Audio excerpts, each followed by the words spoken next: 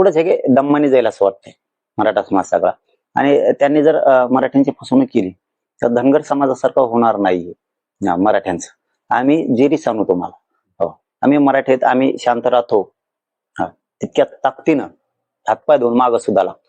तर आम्ही फक्त भरोसा ठेवलाय फडणवीस साहेबांवरती की त्यांनी जे आर काढला याचा अर्थ गोरगरीब मराठ्यांचं ते कल्याण करतील. नाही केलं तर आम्ही इतके मागं लागणार त्यांच्या की त्यांनी स्वप्नातही बघितलं नसेल.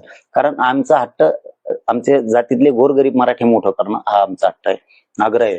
त्यांचं आमचं काही शत्रुत्व नाहीये. त्यांनी मराठ्यांसंग विनाकारण शत्रुत्व घेऊ नये फडणवीस साहेबांनी. आणि मराठ्यांचा प्रत्येक वेळेस अवमान करण्याची काही आवश्यकता फडणवीस साहेबाला नाही. काढला जे आर तर देऊन टाकायचं. 17 संस्थांचं पण जे आर काढून टाकायचं. त्याच्यामुळे मागे ठेवायचं. पण मराठा समाजाने सुद्धा संयमानं शांततेने घ्यायचं. आपण दम्मादम्मानी 6 महिने वर्षाच्या आत मराठा 100% सगळं आरक्षणात घालून कोणावर विश्वास ठेवायची नाही गरज आपल्याला. कोणावरती कुणी काही बोलला म्हणून त्याच्यावर विश्वास नाही ठेवायचा. खोट्या माहिती पसरणारे खूप लोक आहेत.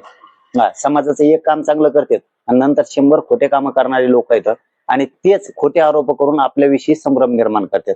कोणाचं ऐकून आपल्या समाजाच्या लेकराबाळाचं आपल्याला वाटोळं करू घ्यायचं नाहीये. आपण ताकदीनं लढूयात. काय अडचण नाही. बार बार मुंबईला जाऊ, काय अडचण नाही. शेतात सुद्धा आपल्याला वारंवार चक्रा मारावं लागतात, वारंवार कष्ट करावं लागतं, राबावं लागतं, तेव्हा पीक येतं. वर्षाच्या वर्षाला राबावं लागतं. तसं आपल्या लेकराबाळाचं आयुष्याची त्याला सुख समृद्धी आणायची, आयुष्याचं कल्याण करायचंय. केव्हा बी सज्ज राहायचं मुंबईला जायला. आणि फडणवीस साहेबांनी ती वेळ आमच्यावरती येऊ द्यायची नाही हे सुद्धा ध्यानात ठेवायचं. जर तशी वेळ आणली ना आता तर मराठा कधी नाही भाजपकडे येणारा. जो मराठा समाज भाजपकडे झुकलाय तो पुरा तुटनच. पण पळता भुई कमी करीत. कारण शेवटी आम्ही मराठी आहेत. आम्हाला आमच्या जातीच्या लेकराबाळाशी देणं घेणं आहे, तुमच्या सरकारशी नाही. तुम्हाला तुमचं सरकार टिकून ठेवायचं असेल तर मराठ्यांना बोललेल्या जेवढ्या कमेंट केल्या त्या पूर्ण करायची.